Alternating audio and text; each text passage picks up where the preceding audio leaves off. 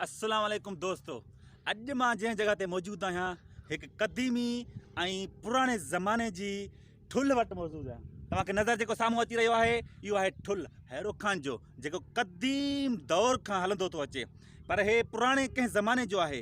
हे अंग्रेज़नि जे दौर खां बि अॻु में टालपर हिते हुकूमत करे विया सिंध में, ऐं उन खां बाद में मीरनि हुकूमत कई। मीरनि जे दौर जो ही ठुल्ह आहे ऐं हिन में छा आहे छा न आहे हिन जी दिलचस्प कहाणी मां तव्हांखे अॼु ॿुधाईंदुसि। दोस्तों अचो त मां हिन ठुल्ह जे मुतलिक़ जेका बि मालूमात आहे उहा अव्हां ताईं पहुचायां। अचो मूंसां गॾु अचो। अचो दोस्तों, मां तव्हांखे हिन जी दिलचस्प कहाणी ॿुधाईंदुसि ऐं तमामु ज़बरदस्त असां हिन जा जेके पासे में हिन जे पासे में मस्जिद बि आहे उन जे मुतलिक़ मां तव्हांखे सभु कुझु ॿुधाईंदुसि। अचो जी दोस्तों, जीअं त मां हाणे ठुल्ह जे बिल्कुलु क़रीब पहुची चुको आहियां ऐं हिन में अॻु में छा हो ऐं हाणे छा आहे, छा मौजूदु हुयो छा मौजूदु न हुयो, सभु कुझु तव्हांखे ॿुधाईंदुसि। घणनि असांजे सिंध वासियुनि खे हिन काछे जी तहज़ीब जी का बि ख़बर न आहे। अॼु उहा मालूमात ॾियणु आयो आहियां मां तव्हांखे, अयाज़, ऐं मुंहिंजो कैमरामैन आहे नसीम अहमद।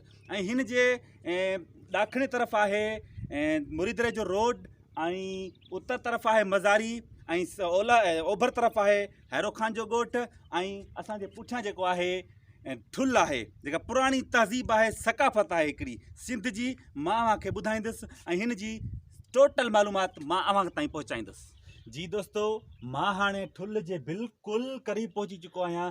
तव्हां हिन जी हालत ॾिसी सघो था, कहिड़ी ज़बून हालत हिन जी थी वई आहे। मां हिन जे उतरे तरफ़ बीठो आहियां। हीउ बिल्कुलु जेको आहे सामने जेको तव्हांखे ॻोठु नज़र अची रहियो आहे इहो मज़ारी मस्तोई जो ॻोठु आहे ऐं हीउ ठुल्ह जी सफ़ा बेकार हालत ऐं ज़बून हालत तव्हां ॾिसी सघो था। कहिड़े तरीक़े मुंहिंजी अपील आहे आला जेके अमलदार आहिनि ऐं जेके इक़्तिदार में सिंध हुकूमत खे अपील आहे। ऐं हिते मथे ॾिसी सघो था केतिरो मथे आहे ऐं तक़रीबन मुंहिंजे हिसाब सां 150 फुट जेको आहे न, 150 फुट मथे आहे ऐं कंहिंखे बि ख़बर कान्हे का इहा। जी दोस्तों, हीअ आहे ठुल्ह जी ॾाकण, तव्हां ॾिसी सघो था सफ़ा ज़बून लॻी पई आहे। हाणे अचो त मां तव्हांखे हिन ठुल्ह जो मथियो मंज़र ॾेखारियां।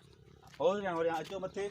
ऐं हिन जी जेका हालत आहे तमामु ख़राबु आहे ऐं हिते मथे चढ़णु जेको आहे तमामु मुश्किल। मां हाणे दोस्तों ॾाकण ते बीठो आहियां, ठुल्ह जी ॾाकण ते, ऐं हिन जी ओलह तरफ़ हिकिड़ी मस्जिद आहे।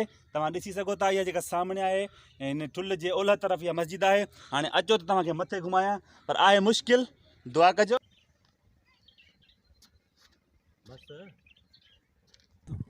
दोस्तों, मां जीअं ठुल्ह जी अधु ॾाकण ते पहुतो आहियां त मुंहिंजो मथो फिरे थो, लेकिन दिलि मुंहिंजी नथी चए त मथे चढ़ां, लेकिन तव्हांखे दीदार करण जे लाइ बिल्कुलु मथे वेंदुसि।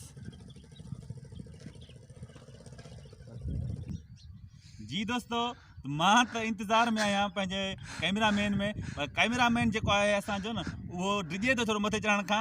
असां कोशिशि कंदासीं त मथे जो जेको आहे तव्हांखे दीदार कराईंदासीं, पर मुंहिंजो नसीम अहमद जेको कैमरामैन आहे उनखे थोरो ख़तरो थी रहियो आहे, डिॼी रहियो आहे। तव्हां ॾिसी रहियो आहे ज़बून हालत में ही ॾाकण लॻी पई आहे। कहिड़ी हालत आहे हिन जी, केरु चढ़ंदो मथे हिते? सिर्फ़ु असां ई आहियूं जेके तव्हांखे ॾेखारण जे लाइ त तव्हां दीदार कयो हिन जो। जी दोस्तों, ही ठुल्ह जो जेको आहे बिल्कुलु मथे खां मथियो मंज़र आहे, लेकिन मथे जेको आहे अहिड़ो रस्तो आहे असां नथा चढ़ी सघूं ऐं ज़बून हालत आहे हिन ॾाकण जी, असां मथे नथा चढ़ी सघूं। लेकिन असांजो कैमरामैन अव्हांखे दीदार कराईंदो। हे ॾिसो ठुल्ह जी हालत ऐं क़दीम दौर खां, मीरनि जे दौर खां, टालपरनि जे दौर खां, अंग्रेज़नि खां बि अॻु में हीअ ठुल्ह तयारु कयल आहे।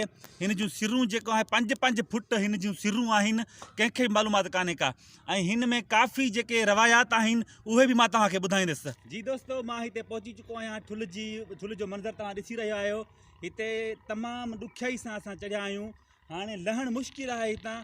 असां मथे जो मंज़र तव्हांखे ॾेखारियूं हा, लेकिन छा आहे जो हिन ॾाकण जी हालत तमामु ज़बून लॻी पई आहे, मथे नथा चढ़ी सघूं असां। हाणे असां हेठि लहूं था, असां तव्हांखे मथे जो मंज़र ॾेखारियूं हा, लेकिन ॾाकण जेका आहे तमामु ज़बून हालत में आहे। मुश्किल सां मथे चढ़ियासीं ऐं हीउ क़दीमी ज़माने जो ठुल्ह आहे, मीरनि जे दौर जो आहे। अंग्रेज़नि खां बि अॻु में हिते टालपर सिंध में हुकूमत करे विया, मीर हुकूमत करे विया, लेकिन उन खां बि अॻु में जो हे ठहियल आहे तक़रीबन 150 साल हिन ठुल्ह खे गुज़री चुको आहे। जी 150 साल। पंजनि फुटनि जो हिकिड़ी सिरा पंजनि फुटनि जी हिकिड़ी सिर के मीरनि जे दौर जी आहे ना मथे जे वॾा सिर हूंदा मथे मथे जेका हा हेॾी सिर आहे हेॾी पंजनि फुटनि जी हेॾी सिर मथे मोली बिया चीन जड़ भली मथे चढ़ी ॾिसो तव्हां जांच कयो ॾुखियो आहे ना असांजी कोन पंजनि सिरनि जो असांजा दोस्त जेके हाणे मथे दीदार करण लाइ वञनि था तव्हां ॾिसी सघो था पाण केॾो मुश्किल आहे हे तमामु हिन जी ॾाकण ज़बून तरीन हालत में बणिजी चुकी आहे तिला है मथे असांजा दोस्त वञनि था अचण ॾिसण जे लाइ दीदार करण जे लाइ लेकिन ही तमामु जेको आहे न मसलो आहे वाह हिते वॾो मसइलो आहे जी जी त ॾिसो असांजा चढ़ी वञनि था मथे हिकिड़ो दोस्त चढ़ी वियो आहे लेकिन हुनजी दिलि आहे जो मथे वञे थो अञा लेकिन हिन जी हालत तमामु जेका आहे ऐं बदतरीन आहे बेले हरकत जबल जाऊं हे घुमण आया आहिनि जबल जे तरफ़ खां असांजा दोस्त हेॾे जा असां जबल जाऊं असां चढ़ी था वञूं बूटनि समेत माशाअल्लाह हे जबल जा असांजा दोस्त आहिनि बूटनि समेत चढ़िया था वञनि हे मुकमल जेको आहे मुकमल ठुल जे मथां छित ते बीठा आहिनि हो ॾिसो माशाअल्लाह अल्लाहु अकबर नारे तकबीर अल्लाहु अकबर असांजा दोस्त बिल्कुलु छित ते चढ़ी विया आहिनि लेकिन असां कोन चढ़ी सघियासीं छाकाणि त हे ॾुखियो असांखे मरहलो लॻी रहियो हो ॾाकण तमामु बदतरीन हुई मथे नहीं हे मथे तक़रीबन माना 150 फुट हुयो शुरूआती पर बरसाति जे हिसाब सां बरसातूं पयूं शुरूआत 150 फुट मथे मथे हुयो पर हाणे त 100 फुट हूंदो बरसाति जे तूफ़ान जे हिसाब सां जबल खां आयल दोस्त उहे मथे चढ़ी विया आहिनि जेके दीदार करे रहिया आहिनि लेकिन असां कोन चढ़ी सघियासीं छाकाणि त ॾाकण जी हालत तमामु ज़बून हुई ऐं हिन जे मुतालिक़ असां तव्हांखे ॿी बि असांखे ॿुधाईंदासीं जेके बि असां वटि मालूमात हूंदी उहा ज़रूरु अव्हां ते पहुचाईंदासीं असां तव्हां ठुल जो दीदार कयो थोरो वेझो पासे में मस्जिद आहे उहा भरियो हे मां तव्हांखे अंदरां जो दीदार करायां मां कैमरामैन नसीम अहमद खे चवंदुसि थोरो अंदरां जो दीदार तव्हांखे कराए हेॾे अंदरां हे असां फ़िलहालु बीठा आहियूं उत्तरे तरफ़ ऐं हिन जो ओलहे तरफ़ बि तव्हांखे ॾेखारींदासीं ओभर तरफ़ बि जेको आहे उहो बि ॾेखारींदासीं ऐं जेको ॾखण तरफ़ आहे उहो बि ॾेखारींदासीं जेके मथां दीदार करे हाणे लही अची रहिया आहिनि वापसि हां दा उहे अची रहिया आहिनि तव्हां ॾिसी सघो था केतिरो मथे आहे 150 फुट जेको पहिरियां मथे हो ऐं हाणे घटि आहे हाणे घटि आहे बरसाति जे हिसाब किताब सां बरसातूं पियूं तूफ़ान ईंदा रहिया ऐं उन जे हिसाब किताब सां हे जेको आहे हाणे 100 फुट 120 फुट ताईं पहुची चुको आहे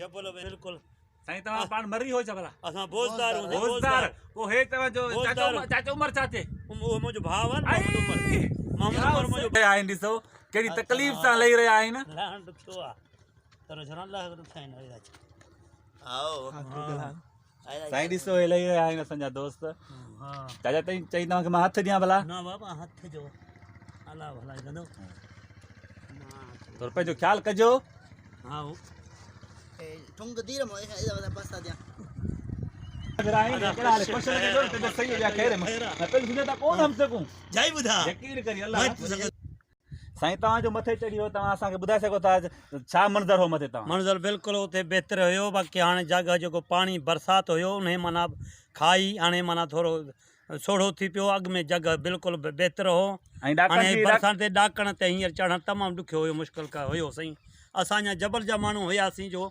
मथे चढ़ी विया हूं ॿुधे न ॿियो आम माण्हू जेको उहो चढ़ी कोन सघंदो बिल्कुलु इहा ॻाल्हि आहे ए दोस्त जी तव्हां ॻाल्हि ॿुधी त ॾाकण जी हालत तमामु ज़बून आहे ऐं आम माण्हू जेको आहे चङे नमूने सां नथो चढ़ी सघे मथे ऐं बिल्कुलु तव्हां ही मथे ॾिसी सघो था कहिड़ो हिसाब किताब आहे हिन जो वॾी महिरबानी साईं तव्हांजी हा साईं जी दोस्तो हाणे हे ओलह तरफ़ ठुल जे ओलह तरफ़ खां जेका तव्हांखे मस्जिद नज़र अची रही आहे इन में ख़िदमतगार मौजूदु आहे ऐं चाचो अल्लाह रखियो उनखां बि व्यूज़ वठी तव्हांखे ॿुधाईंदासीं ऐं उनखां अॻु में मां तव्हांखे हिन खे ॾाखणे तरफ़ जेको आहे उनजो दीदार कराए पोइ असां चाचे अल्लाह रखे वटि वेंदासीं उनखां उनजे हवाले ठुल जे हवाले सां मालूमात वठी तव्हांखे ॿुधाईंदासीं जी दोस्तो हाणे असां ठुल जे बिल्कुलु ॾाखणे तरफ़ बीठा आहियूं तव्हां दीदार करे सघो था ठुल जो मथियां जेके आहिनि पकियूं सिरूं लॻल आहिनि वरी विच में कचियूं सिरूं आहिनि वरी उनखां विच में हेठि पकियूं सिरूं वरी हेठि कचियूं सिरूं हिन जी मरमत कई वई आहे ऐं हिन जे ॾाखणे तरफ़ रोड आहे मुरिदरे जो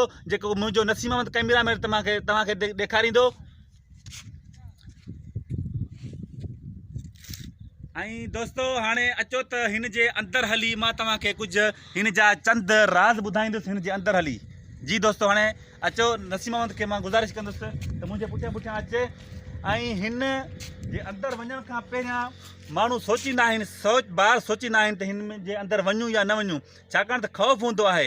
हिन में जेके आहे जिनात बि थी सघनि था ऐं काफ़ी शयूं आहिनि, माण्हू ख़ौफ़ कंदा आहिनि, लेकिन मां ख़ौफ़ न कंदुसि, छाकाणि त मां अव्हांखे दीदार कराईंदुसि हिन जे अंदरां ऐं चंद राज़ ॿुधाईंदुसि हिन जे अंदरां। अचो।